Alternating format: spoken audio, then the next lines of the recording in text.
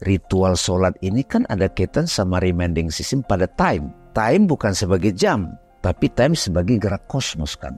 Jadi waktu sholat itu bukan jam, tapi waktu sholat itu adalah gerak alam. Home is where your heart is, kata gitu kan. Ya. Rumah itu di mana tempat hatimu berada gitu. Ya. Qalbu mu'min baitullah gitu. Hatimu adalah rumah Tuhan gitu. Dalam 5 kali sehari itu paling nggak kita diingetin untuk pulang gitu. Oke. Reminding itu jangan dianggap sebagai mengerikan lah ya. Iya. Tapi diingetin gitu. Kadang-kadang kan hidup kita nggak on track nih misalnya. Diingetin lagi balik on the track gitu.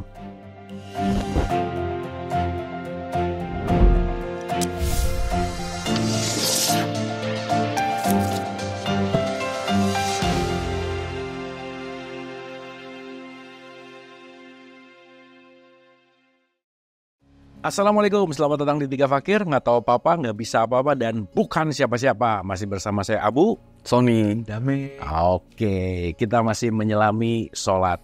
Kalau dalam perspektif Islam kan ada 5 gitu ya kira-kira. Dan ini kalau kita lihat 5 ini kan sebetulnya pengingat dalam konteks yang namanya reminding system gitu. Nah, apa sih kaitan si reminding system ini dengan keterhubungan? Mungkin kita akan deep dive tentang sholat sebagai reminding system. Gimana Mas Sony? Terima kasih Kang Abu, Bang Dame. Jadi sholat sebagai reminding system ya. Jadi kan kita udah bahas sebelumnya bahwa sholat itu ada 2. Ada yang kalau di surat 4:103 tuh kitabah mauquta. Jadi ada waktu-waktunya. Jadi sholat sebagai suatu kewajiban syariat yang setiap umat punya beda-beda caranya. Karena ini kan cara peribadatannya. Lalu ada juga sholat hakikat, yaitu 170 ayat 23, sholat daimun yang setiap saat ya. Nah jadi sebenarnya sholat sebagai reminding system ini boleh dikatakan bahwa dalam satu hari itu Allah itu tahulah kita kadang-kadang keluar dari kesadaran, lalai lah quote-unquote dalam sholat gitu ya. Artinya kita khusyuk, atau ada sesuatu masalah, wah kita emosi keluar lagi gitu kan. Nah itu ada reminding system gitu untuk kembali lagi, balik lagi ke itu gitu, ke sana aja. Misalnya sebagai contoh lagi bicara gini aja, saya lagi ngomong nih, keluarlah persepsi, emosi, pikiran saya gitu misalnya kan. Nah, kita kalau hidup biasa sehari-hari kan, wah kita kalau bicara idealnya kan harusnya nggak perlu ada pikiran sendiri, semua dibimbing kan kira-kira gitu. Tapi kan kadang-kadang nggak gitu juga kan. Keluarlah emosi saya, pikiran saya, kemauan saya gitu. Lalu kita dikasih, waktu sholat, tahu-tahu udah zuhur, diingetin lagi gitu. Yuk balik lagi ke kesadaran terhubung kepada Allah gitu kan. Kalau saya suka bilang aku 3, aku 2, aku 1. Ya. Dari aku 3 yaitu ego, diri, emosi yang direfleksikan dengan persepsi, emosi, pikiran, perasaan, keinginan, kehendak, sensasi dan sebagainya itu, pengalaman dan sebagainya itu menjadi balik ke aku 2 lagi gitu. Lalu kalau bisa ya lebur ke aku 1 gitu kan. Cuman kegiatan kayak misalnya di surat 73 ayat 1-8, bangunlah kamu di malam hari, aku tahu di siang hari kamu banyak urusan. Itu kan tuh sangat manusiawi banget sih kadang-kadang. Jadi kalau siang sibuk ya udahlah ya. Gitu kamu banyak urusan gitu. Padahal kan kata-katanya di satu sisi kembalikanlah segala urusan kepada Allah gitu. Berarti siang mau malam mau apa harusnya tetap khusyuk gitu kan. Tapi Om Boya bangunlah jam 2.30, jam 3, yuk kita kontemplasi lagi, balik lagi ke rumah gitu. Jadi kayak kita udah pergi nih dari rumah. Waktu itu saya sampein juga di itu kan. Udah jalan dari rumah ke mall, ke PI Mall, ke Senayan City, ke Pasar Tanah Abang, ke pasar mana, ke Kokas, kemana. Ya masa nggak pulang gitu kan. Ayo dong pulang. Nah pulang, besok kerja lagi ya. Home is where your heart is, kata gitu kan. Rumah itu di mana tempat hatimu berada gitu. Which is qalbu mu'min baitullah gitu. Hatimu adalah rumah Tuhan gitu. Jadi baliklah pulang gitu. Di mana kamu di situ menemukan ketenangan, kedamaian, kebahagiaan. Dan dalam sehari 5 kali kita diingetin untuk balik yuk ke situ gitu. Jadi reminding system untuk kembali. Kalau bisa setelah pulang, yuk kita belanja online aja yuk gitu. Jadi kamu belanja ke mall tapi bukan keluar rumah. Barang yang datang gitu tetap kita kalau mau kerja dari rumah gitu. So ini quote unquote ya. Jadi artinya apa? Di dalam kerja itu kamu tetap ada di perasaan tenang, damai, bahagia, nggak ada urusan gitu kan? Kan nggak ada urusan kan? Karena semua urusan kan udah kita kembali kepada Allah. Oke. Jadi waktu gitu Allah memberikan petunjuk, waktu kita ngurus urusan kita, Allah membersamai kita dalam setiap urusan kita dan memberi petunjuk gitu. Jadi kita kan tenang-tenang aja gitu. Iya. Jadi ibaratnya kalau pelajaran selama pandemi yang saya dapat paling berharga itu ternyata semua bisa dikerjain di rumah gitu. Ya. Kenapa nggak kita melakukan segala sesuatu itu dari rumah kita yang isinya ketenangan, kedamaian, kebahagiaan gitu. Tapi kalaupun sampai kita harus keluar ke mana ya, stasiun mana yang paling ribet gitu ya, stasiun Tanah Abang gitu, wah orang ribet, wah pusing gitu, pulang, yuk pulang, enak tenang, bisa tidur nyenyak gitu.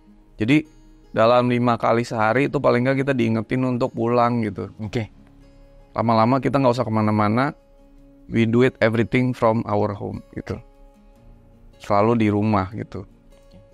Nah sebenarnya kan kembali ke Tuhan kan intinya itu kan sebenarnya. Bukan kemana gitu, tapi balik ke rumah kita sendiri, which is di roh kita sendiri gitu, dimana kita menemukan istilahnya apa, tranquility ya bahasa Inggrisnya. Jadi kalau kita ke New York gitu ya, itu kan kotanya kan hektik banget nih, tapi di tengah kota New York ada Central Park gitu, yang taman gede banget gitu, yang semua orang habis kerja tuh bisa ke taman gitu dan menikmati keindahan gitu kan. Sayang di Jakarta nih nggak ada nih, di Monas nggak juga. Kalau di London ada St. James Park atau apa, jadi ke taman gitu. Nah, jadi di tengah kesibukan ada tempat yang tranquility, jadi ada ketenangan, ada kayak sanctuary gitu. Sanctuary itu apa sih? Tempat yang kita bisa menemukan tuh ketenangan, kedamaian, kebahagiaan. Jadi sebenarnya soal sebagai reminding system tuh itu sih. Nanti dari rumah itu kalau kita terus menerus dibersamai Tuhan, akan selalu banyak reminding itu, peringatan bukan dalam arti peringatan itu jangan, reminding itu jangan dianggap sebagai mengerikan lah ya. Iya. Tapi dibersamai Allah gitu dalam segala hal gitu, diingetin gitu. Kadang-kadang kan hidup kita nggak on track nih misalnya, melenceng jauh dari apa yang Allah kehendaki gitu. Nah diingetin lagi balik on the track gitu. Nanti misalnya dalam 5 kali sehari dibalik lagi on the track. On the track itu artinya apa sih? Ya di rumah gitu. Ada di rumah, ada di dalam diri sejati kita gitu. Enak banget kalau ngelakuin segala sesuatu tuh dari rumah kita gitu. Dari diri sejati kita. Jadi kita nggak, kalau bahasa Jawa tuh nggak kemerungsung gitu. Nggak tergesa-gesa, nggak pusing, nggak banyak beban, tenang aja gitu. Menariknya orang begitu sholatnya syariat, pas sholat aja dia penuh dengan beban gitu, ketakutan kalau gue ngerjain ini gue masuk neraka. Didorongnya sama fearness, Mas. Fearness. Benar. Fearness. Iya. Padahal harusnya dibawa ke love, kalau Bang Nama bilang kan sampai cinta. Tapi love yang ultimate gitu, yang paling tinggi itu dimana fearness itu udah lepas sih.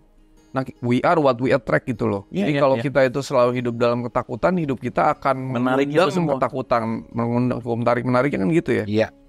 Kalau sholat kita dalam ketakutan, maka hidup kita akan terus-menerus mengundang kondisi yang menakutkan. Tapi kalau kita terus-menerus di dalam ketenangan, kedamaian, kebahagiaan, maka situasi itu akan ketarik. Coba kita buka lagi hukum 20 itu ya. Ya memang ada kata-kata way of fear gitu ya, tapi kalau buat saya lebih baik tuh pakai jalan cinta lah gitu. Jalan ketenangan, kedamaian, kebahagiaan gitu. Kira-kira itu. Oke. Thank you Mas Sony. Aku nanti mau balik ke home tadi, itu menarik banget sih. Bang Dame gimana nih? Reminding system Bang Dame. Ya, terima kasih Kang Abu, Mas Sony. 3 fakir belajar lagi. Ngobrol-ngobrol. Bismillahirrahmanirrahim. Saya mau memandang karena sudah jadi jalan pikiran banyak orang. Jadi kita lihat secara triangle realitas itu loh Kang Mas Sony. Jadi Allah sang realitas, Allah hadir di alam semesta jadi makrokosmos. Terus segitiga satunya kakinya itu adalah mikrokosmos manusia. Jadi Tuhan Allah sebagai penyebab dari ciptaan, yang makro sama yang mikro gitu. Nah yang makro ini kan ada matahari, ada bulan, ada bumi, dan segala macam yang besar-besar. Nah, terus di bumi itu ada makhluk kecil berbadan namanya manusia. Oke. Dia menjadi sarinya semesta gitu. Oh. Nah, di dalam tubuh manusia itu terbatasi ada roh, jiwa dengan pikiran, perasaan, emosi. Nah, di dalam makrokosmos ini itu kan ada gerakan yang sudah otomatis sunatullah. Kalau dalam bahasa umumnya ada sunrise, ada sunset gitu. Nah, sebelum sunrise itu ada fajar, ada subuh. Ya, ada kata fajar, surat al-fajar. Ada subuh juga, al-falak gitu, falak. Kemudian ada duha. Nah, kalau secara fikih jadi sunat. Ada zuhur, jadi matahari terang banget gitu. Terus ada asar, dia mulai tenggelam gitu. Terus ada maghrib, itu sunset gitu. Udah mulai cahaya, udah mulai merah-merah gitu. Ada isya, terus ada lagi yang mulai malam gitu. Ini kan sudah familiar dalam pengalaman manusia. Jadi kayaknya kalau kambing, unta, nggak ada diskusi mengenai ini. Pokoknya jalan aja momen. Nah, setiap pergerakan bumi ini, pergerakan alam ini yang disebut waktu subuh, zuhur, duha, dan seterusnya. Itu sebenarnya teman-teman bisa mengecek dalam batinnya masing-masing. Ini rasanya gimana sih kalau lagi subuh? Pengalaman saya gimana kalau lagi zuhur gitu. Tapi bedakan lagi kalau di kota sama di desa gitu loh. Kalau di desa masih terasa banget subuh. Iya. Ambience ya. Apalagi sebelum ada listrik. Karena memang konteks ritual sholat ini kan ada kaitan sama reminding system pada time. Time bukan sebagai jam, tapi time sebagai gerak kosmos kan. Oh, iya dong. Time sebagai jadi jam. 5 waktu itu bukan waktu jam. Waktu gerak kosmos. Maka kan dicari padanannya dengan kalau di sini maghrib, waktu itu ke Kanada itu jam maghribnya jam 9 di sana. Jadi waktu sholat itu bukan jam, tapi waktu sholat itu adalah gerak alam. Nah, ini sebetulnya kontemplasi yang bagus. Ini sebenarnya sesi khusus bagus banget. Apa sih yang kita rasakan? Saya suka nanya, kamu suka sunrise apa sunset? Itu terbaca tuh karakter jiwanya, dominannya. Kalau sunset kan mulai kontemplatif. Kalau sunrise, wow, ini mau mulai hari nih kan gitu. Nah, ini kalau dikaitkan dengan jiwa manusia, gejolak manusia itu kan kalau lagi zuhur, wow. Kalau asar udah mulai siap-siap pulang nih. Maghrib gimana nih? Tapi kan itu semua bubar dengan adanya internet sama listrik gitu. Tapi Nabi juga kan menyendiri di Gua Hiro. Saat Nabi menyendiri di Gua Hiro, kesadaran terhadap gerak waktu itu tetap ada. Jadi poin yang mau saya sampaikan adalah dalam kondisi batin kita, separate self ini terputus di kondisi subuh gimana? Lu balik dong ke rumah. Duha gimana? Balik dong ke rumah. Dalam kondisi yang sangat fight banget itu zuhur. Wah. Tapi ada di satu sisi zuhur itu kita nggak ada bayangan. Terang banget soalnya. Itu jalalnya Tuhan lagi nongol tuh. Kalau Tuhan lagi nongol, kita kalau berdiri lagi matahari terang kan lu nggak ada apa-apanya lu. Ya kan? Tapi kalau lagi isya, lagi tengah malam, Tuhan bersembunyi. Bisa teman-teman tiga fakir pahami konteks reminding system ini. Gimana gaya aku, connectivity aku dengan Tuhan saat zuhur gimana secara kosmos. Ya saya udah bilang tadi kalau udah di era internet, di era teknologi ini, sense of terhadap alam ini udah berkurang kan. Kayaknya perlu juga kayak Mas Sony di Labuan Bajo, nggak ada HP, nggak ada semuanya. Udah deh gimana sih rasanya kalau zuhur. Itu di situ tuh dirasain, dikenali betul. Bagaimana kita bisa tetap connecting, berada di rumah dengan Tuhan. Sekarang karena manusia sudah banyak lupa dengan gerak alam itu, ya datanglah itu ajan itu dibuat. Waktu saya retreat di satu tempat di Montesa aja, itu reminding sistemnya itu gong. Jadi udah dikasih tahu pembekalan dulu. Kalau nanti bunyi pong, semua berhenti. beneran nih Kang, kita lagi jalan misalnya, maaf ya saya kasih contoh aja. Kita lagi jalan kemana gitu, kong diam. Duduk dulu. Duduk aja, lagi ngomong pun berhenti. Itu apa? Per jam kah? Per 2 jam kah? Ya itu, cuman di situ dibuat 3 kali. Oke. Itu seperti, dan itu pernah saya pakai juga kan, sebagai latihan untuk reminding system. Karena kan biar terbentuk pola kan. Betul. Pernah kan lagi jalan nih sama keluarga, aja nih maghrib. Kalau waktu dulu yang masih belajar ini, waduh sholat turun saya. Kali ini enggak, hanya untuk menjadikan itu reminding system. Aku mau stay dulu, bernapas dengan sadar, zikir, diam. Kalau memungkinkan tempatnya bisa kondusif, kontemplasi, melakukan sholat tumakninah itu kan enaknya sendirian Mas.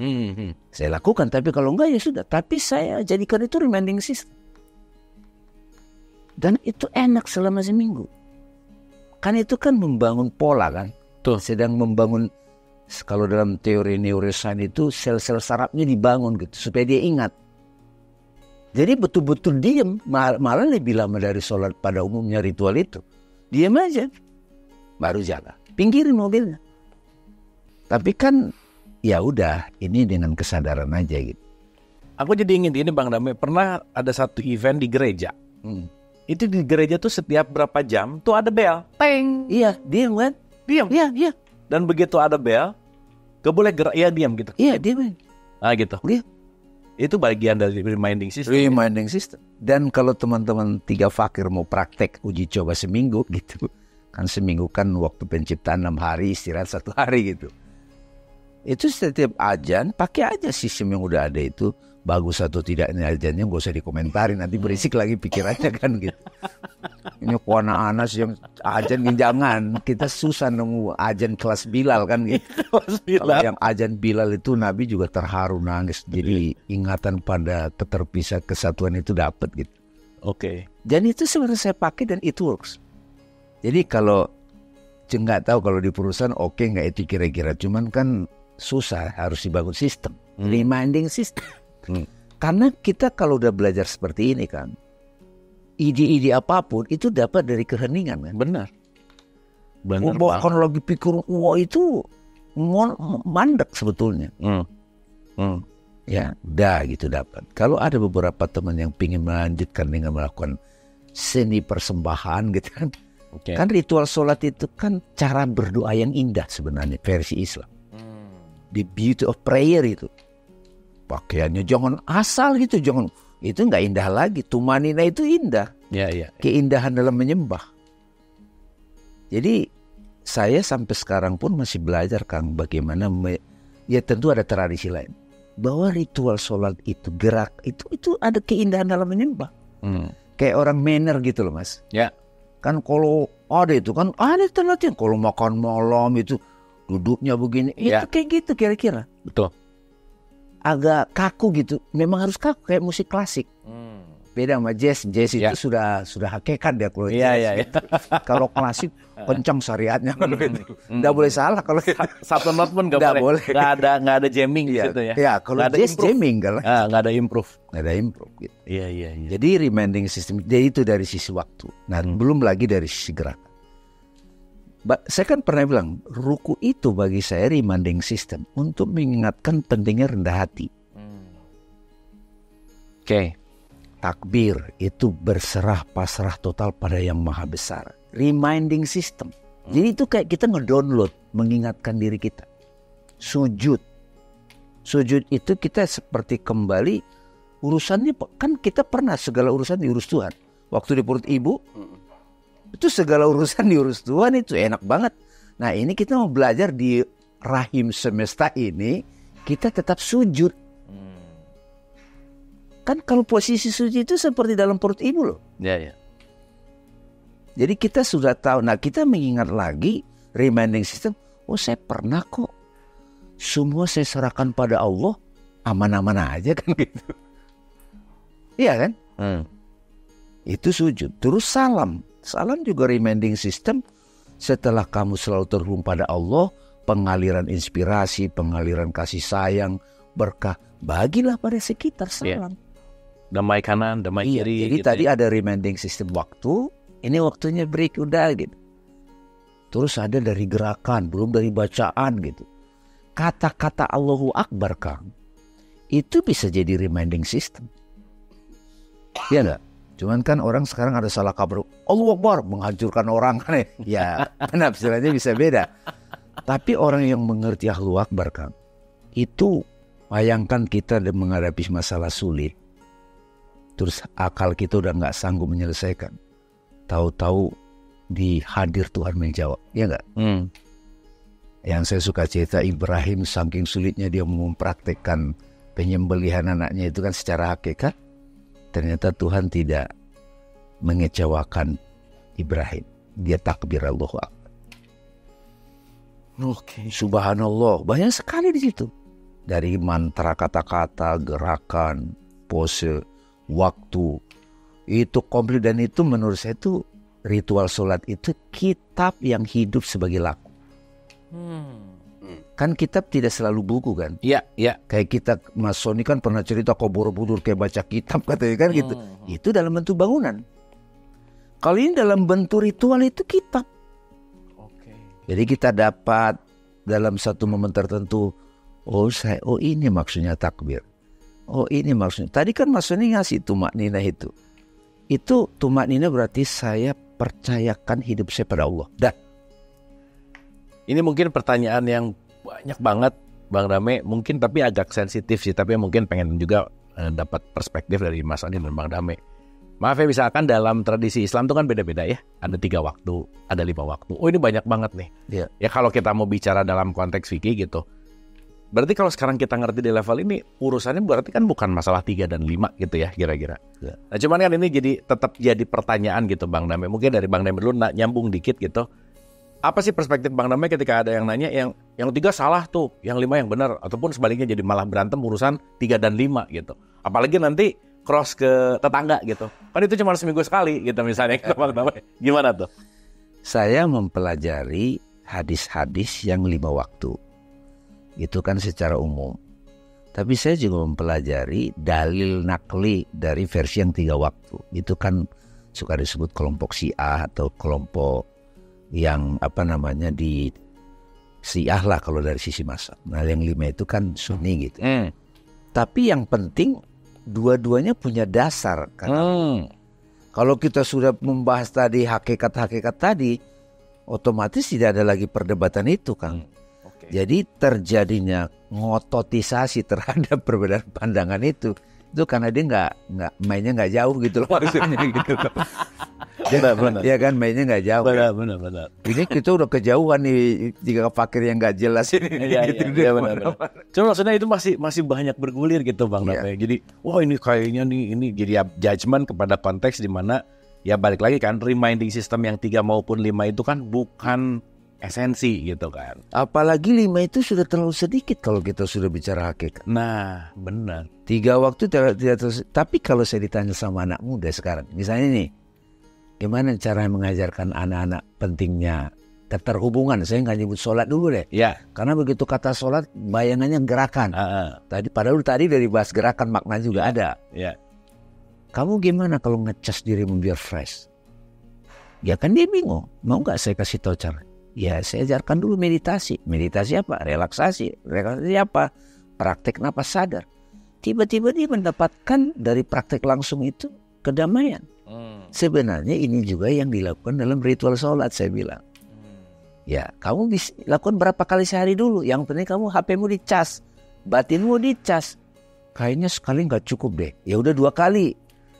2 kali nggak cukup deh. Biar on terus. 3 kali. 3 kali nggak cukup deh. 4 kali. Sampai 5 kali. Sampai always.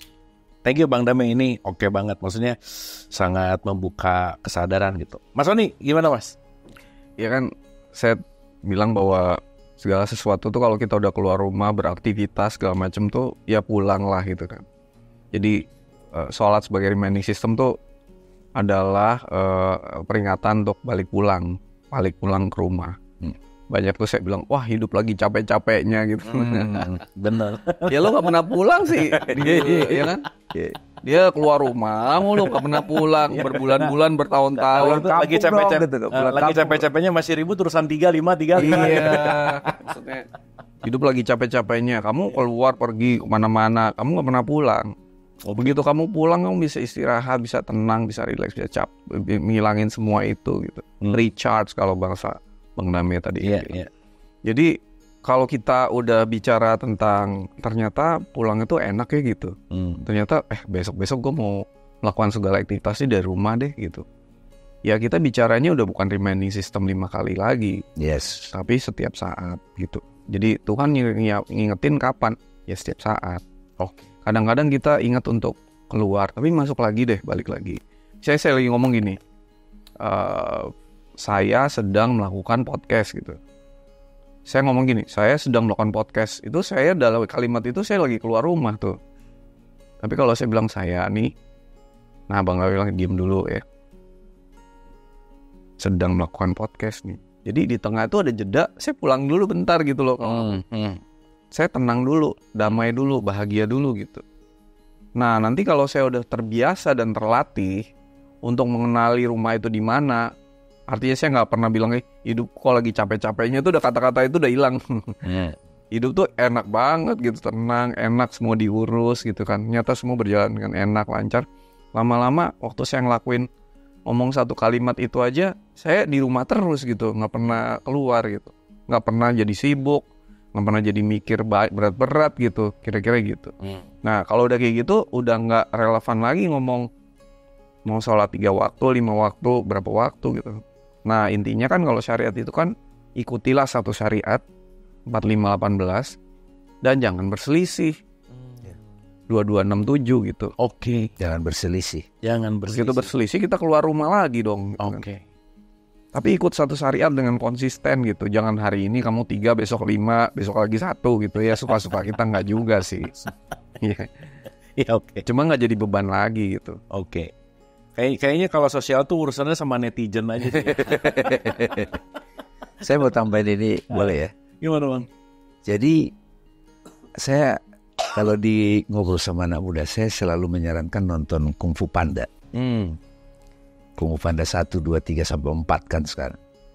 Kan di situ master itu Oogway kan. Karena masternya selalu ngomong rumah. Jadi pemilihan gurunya Sifu sama Oogway. Kura-kura kan? Iya. Kura-kura itu kan pas waktu Sifu disuruh mematikan lilin yang banyak. Dia bawa rumah kemana-mana. Kalau kura-kura dia begitu. Karena dia selalu di rumah kan. Nah itu latihan seperti itu dahsyat sebenarnya. Dan ada satu guru Zen Thich Nhat Hanh itu pernah melatih itu di New York Mesem. Bagaimana orang jalan kayak kura-kura gitu. Disuruh pelan banget. Benar.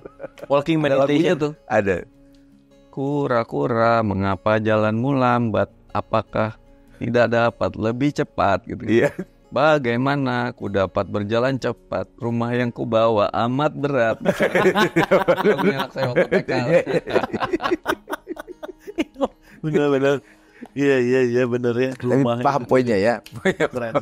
Ya mudah-mudahan kita bisa menyikapi ini dengan lebih dewasa satu gitu ya, dan lebih hakikat gitu bahwa syariat itu pasti ada perbedaan gitu ya, tetapi kunci utamanya adalah kepada hakikatnya gitu, bahwa reminding system pada dasarnya adalah kembali pulang, dan kita tahu bahwa pulang itu ke dalam. Bagaimana sholat dijadikan tempat untuk kita disconnected dari outer world kita, sehingga kita punya waktu untuk meniti ke dalam diri. Dan ketika meniti ke dalam diri, itulah kita sedang menuju pulang. Jadi senantiasa menggunakan sholat kita untuk jalan pulang. Terima kasih.